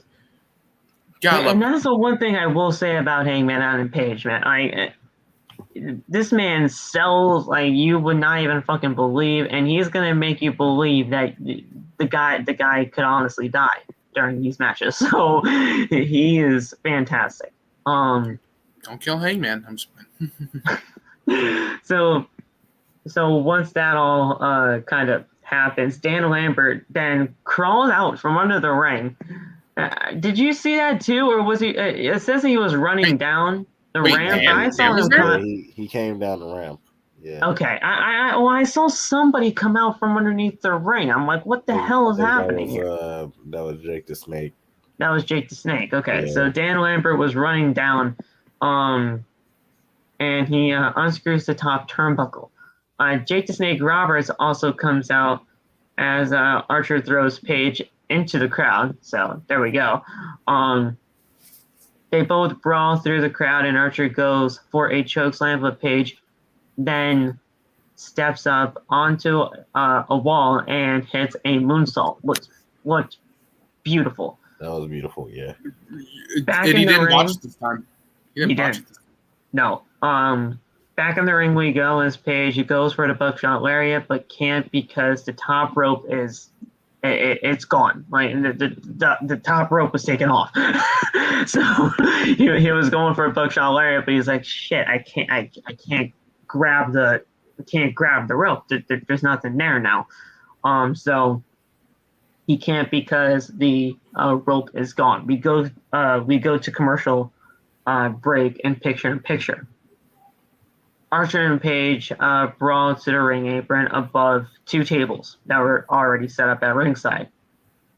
Paige then hits a big boot, then another high boot, and Archer looks like he's gonna go through the tables, but he does not. Archer then hits a right hand, and then Paige goes into the middle turnbuckle. Jake the Snake then hits a short arm clothesline on Paige. Jake the Snake may be a little bit up there, but my God, that short arm clothesline is still deadly to this very day. See you later, Josh. We'll talk soon, my man. So it's a short arm clothesline to Hangman, and he goes for the DDT, but Archer then stops him. Paige then hits a DDT on the floor, and Archer is distracted. Paige, with a kendo stick, he has some shots on Lance. Paige then hit. Paige is already busted open badly up until this point. More shots with the kendo stick, and Archer goes. And Archer catches the kendo stick and breaks it over his knee. Archer then hits a chokeslam through the trash can, and Archer then he stabs Paige in the head with a fork, and then licks with a fork, the bloodied fork. That was crazy. He licks it, and Abdullah, where you at? He's just eating Hangman's Blood. I'm like, Jesus Christ, this Abdullah guy's the Butcher, fantastic. were you watching? Abdullah the Butcher, were you watching? Abdullah the Butcher. You know what? Crazy enough, we're actually born on the same day. I was born on Abdullah the Butcher was born on January 11th. I'm not even lying. Oh wow! Fun fact about Phil. So I share a birthday with Abdullah. Who knew? He's a goat. But yeah. But yeah, so he's like legitimately licking the fork clean of Hangman's blood. Something that he would have. That's something that Abdullah would have done actually too. It's insane. So Archer with a cannonball senton to the outside. Archer then gets a chair from under the ring, then finds some barbed wire, puts it on the chair, and Archer then hits a big boot, then sets up steel steps on the outside. Archer then hits a blackout off the apron onto the steps. Now the steps were not, like in their normal state, right? They were turned onto its side.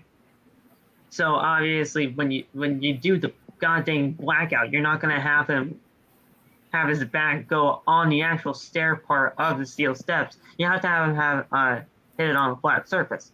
So he put it on his side, and man, when you heard the steel steps, that spot though.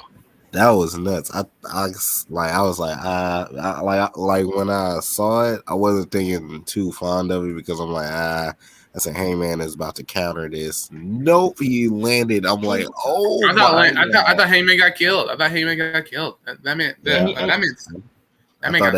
saw some people on social media, guys, on Twitter. They're like, oh my gosh, I didn't think those were legit. Like those were legit steel steps. Come on, guys. Are you kidding me? You didn't think they were legit professional fucking wrestling. You didn't think they were legit steel steps? Guys, they're not made out of fucking aluminum. Oh, I didn't know that was a real steel chair. And that's what people were trying to figure out. Like they were like, I didn't think this was like a legit steel step kind of thing. I thought it would just kind of fold over. Guys, come on now. People, you need to listen to me. People. It's professional wrestling. No, but that's not even half of it, dude. It's steel steps. It's steel steps. That too. It's steel fucking stairs. You can't. They're not going to be made out of aluminum, people. Aluminum. Yeah, this ain't the WWE. We don't make shit out of aluminum. I feel like those ladders were made out of aluminum back then. The white ladders. Probably, but like people legitimately thought they were just gonna fold over, and he was just gonna be fine. Guys, no, those were legit steel steps. That's not how it goes. I fell down the stairs before. And yes, Nate, that's legitimately some arguments that I was hearing on Twitter tonight. Insane. See, that's why I try to stay away from Twitter. That's why I stay away from Twitter all the time. They complain about everything. I look at it just to make fun of these people because these e-drones and these WWE shows love to do it. Let me ask you something. They love to try to criticize it. Are they worse? Is Twitter worse than TikTok? Most deaf. Yes. I was about to say, bro, what kind of question is that? Yes. Yes.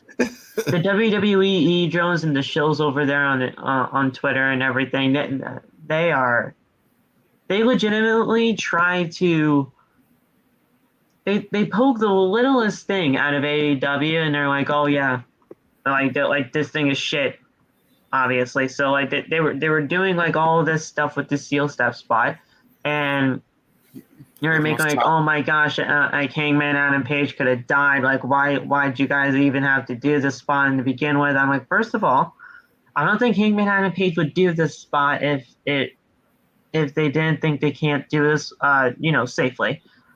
Second off, you got no idea what the fuck you're talking about because at the end of the day, you just have you don't watch this company on a week-to-week basis. You just come on here, you watch the show, and you find the littlest thing to complain about. And then you just go home saying,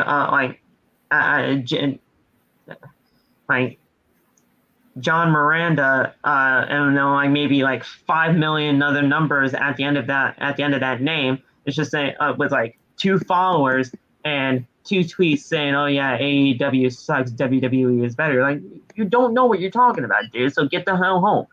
Like, and and I know I'm going on a rant here, but I saw that today, and I'm like, you just can't. Like, you don't know what you're talking about.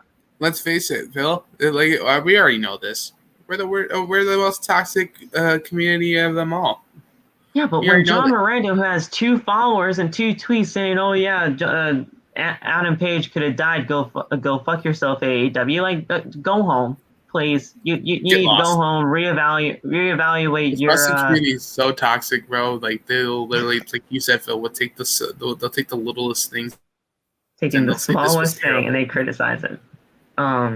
If you don't like the product, don't watch. Easily. Exactly. Sorry, man. I went on a huge tangent on John Miranda, 257-8910 to 89107. But like, I saw that today. I'm like, you can't do that. It's true. It's truth, though. It's you. But if you don't like it, just same thing. If you don't like it, don't watch. Yeah. So he lands on the steel steps in absolutely brutal fashion. Back in the ring we go as Archer goes for a power bomb, but Paige then hits him with barbed wire. Then a rolling elbow with the barbed wire, and Paige hits a German suplex. Paige then hits a buckshot to Archer through the tables onto the outside after vaulting off the referee, which looked fantastic. I don't know if you guys saw that, but yeah, that was he what the fuck? you Can we talk about the table spot? Can we talk about the table spot that was? He leaped over the ref. The buckshot lariat through the tables. Yeah, that was great. Yeah, that's what we're talking about now. He leapt over the referee. Fantastic spot. Fantastic. He's like. So he vaulted over the referee, and it was fantastic. Paige then gets up before the count of 10, but Archer does not, and Hangman Adam Page still is your AEW World Champion. Now, this was great.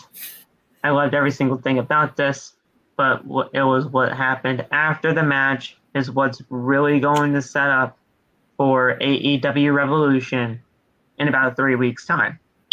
Adam Cole comes out and he picks up the AEW World Championship. He looks at it, he stares at it with those big eyes of his, and he's like, you know what? I want this. Cole then puts the belt on Hangman's shoulders, making his intentions known. And I want it. Oh, we're gonna get it in 3 weeks. Hangman Adam Page and Adam Cole will have their match, and I'm pretty sure Hangman Adam Page is going to lose. I'm sorry. Please, you know it's all about the boom. I want him to win that title. I want Adam Cole to win that title. I want that title to be on Cole. I'm already picturing how it's going to look. Also, I'm waiting for when Kenny comes back, and so they can have that match. Cole and Kenny, we talked about this at the top. Nate and I did, and he's going to have it. When Kenny comes back. Kenny, when you come back, Adam Cole's going to have the championship, and then Kenny Omega is going to be slotted right back in there. Please. But he made his intention known, puts it on Hangman's shoulders, and Paige stares at Cole as Dynamite goes off the air, and it fades to black. So this was great. We get Hangman, we get Adam at AEW Revolution in 3 weeks. This is going to be great.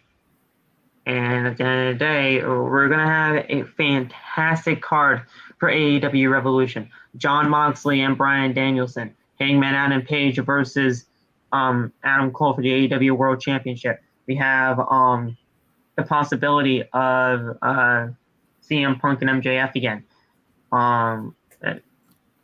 We don't know what we're doing with the tag titles, but Malachi Jurassic, and Brody King versus the Lucha Maybe. Bros.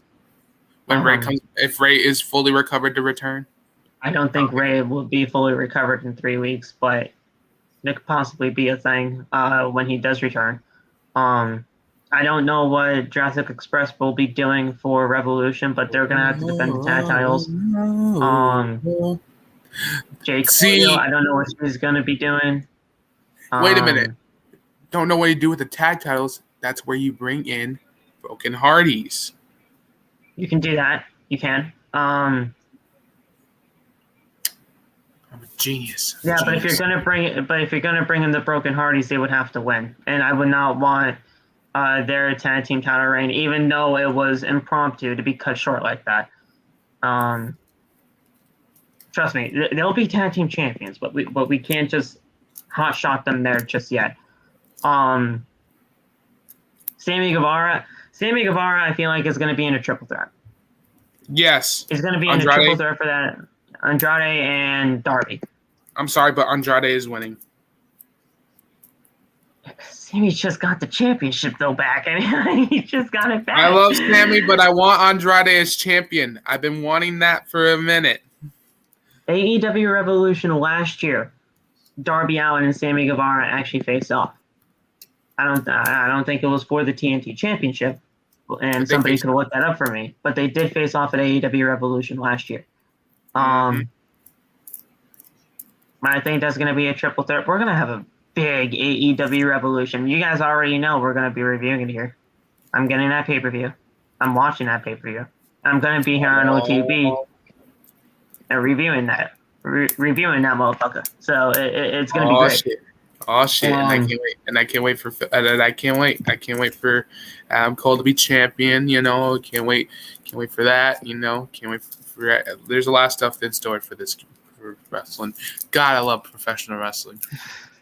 It's a great time to be a professional wrestling fan. Now, Nate, so 2 weeks away, February 23rd, Webster Bank Arena. Your boy, Phil. He's going to All Elite. He's going All Elite. I'm All Elite on the 23rd, and I will be there. Now, are they allowed to do meet and greets? I'm legitimately working out the details, seeing if we can see if there is actually going to be something. Because if there is, I'll do it. You meet Britt. I guarantee you he's gonna flip his shit, y'all. He's gonna be going nuts, but he's gonna be cool. But inside, he's gonna be like, "Holy shit, that's Britt Baker." He's like, and then all of a sudden, she shouts out OTB. You know what I'm saying? Yeah, that's why I'm waiting for Phil. I'm waiting for Phil to do such a thing. You know what? No. You know what, Phil? You know what? You're not gonna like this. If you see Hook, please tell him to shout out OTB. Please. Listen. Hook's gonna be such a hater. Send Hook. Forget Guy Fieri actually doing an intro for OTB. I want Hook to do an intro for OTB. Yes. Yes. I'm all for it. No, seriously though. Shout out to Guy Fieri. I would love if he was doing a this is the end of OTB for tonight, ladies and gentlemen. Thank you guys for joining. Hey, don't disrespect Guy Fieri. Diners, drive-ins, and dives. This show is fucking legendary. Yeah, that's my show. He is goated. What do you mean? Guy Fieri doing an intro for Outside the Brand would be fucking fantastic. Triple G. I'm watching Triple G, not Triple D. Sorry, it's not on yet. Grocery games? Oh my god! Guys' grocery games? That's fantastic too. Triple G's goated. What do you mean? My gosh, we're talking about Guy Fieri now. Thank you guys so much for. It's what OTB is all about. We can talk about random shit. That's what we do here. That's very true. That's what Tuesday's also go get the merch, everybody. Go get the merch. Yes. You know what I'm saying? Yeah, I'm actually about to do the whole selling out as we are about to get the hell out of here. Thank you guys so much for joining us right here on Outside the Brand, as you guys always do. You guys killed it tonight in the chat. Make sure to hit that like button. Make sure to hit that subscribe button as we're on the road to 500 subscribers. Turn on the bell for all notifications. Make sure you go get your merch. Bonfire.com is the exclusive home of Outside the Brand and its merchandise. We are going to continue to add. I am buying a T-shirt. I am buying a T-shirt. I will get my card out. I swear to God, I will get my card out. We are going to continue to add to the store as much as we possibly can with our designs and everything.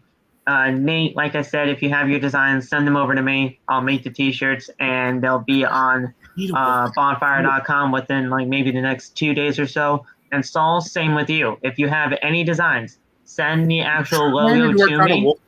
I'm trying to work on a Wolfpack. I'm trying to work on a Wolfpack logo. Okay. I'm trying to work on it, but also it has to. Also, our social has to fit. So this is what I thought. We'll talk about it backstage. We'll talk about it. Yeah. So like I said, if you have any of the actual designs or whatever, you send them over to me. Make sure they're transparent logos, and then I can put them on the site right away, and they'd be on the site within the next 2 days. But so yeah, go get your merch Outside the Brand store on bonfire.com, the exclusive home of the merchandise. Follow us on social media. Nate, that day, bro, when like you said earlier, when I found out that we had merch, I'm like, yeah, let me get my card out, let me swipe that bitch up. And he's like, I got this, I'm gonna be the first one to get the merch. You already know. And next thing you know, I'm getting the T-shirt. Shout out to 1C. I'm grabbing a hoodie for when 1C has that. Shout out to 1C with that merch too. So, he was so fucking quick with it. It wasn't even funny. It was fantastic. I even laughed my ass off when I said it. I'm like, no, give me my damn card. We're buying it right now. I don't give a fuck. So, follow us on social media. All the TikTok links are down in the description below. Make sure to follow me on Twitter and Instagram @PhillyMatt_. And at the end of the day, guys, we thank you so much for all the support and love. We'll talk to you on Friday for Friday Night SmackDown and AEW Rampage. AEW Rampage looks like a pretty good show. Again, we have the Ass Boys Hook. And Jurassic Express. We got Hook. We got Hook, obviously. Yes. But we also have the Ass Boys going for the tag titles. I mean, who would not want that? You know, so it's going to be great. And Cody's not on my screen again. This is the best day ever, too. I have the power, dude. I have the power. I can click that button so fast. Thank you guys so much for tuning in. We'll talk to you guys on Friday. Have a good rest of the night. Peace out. We the ones. Have a good night. Let's go. We'll pack out, yo. We'll pack out. Right.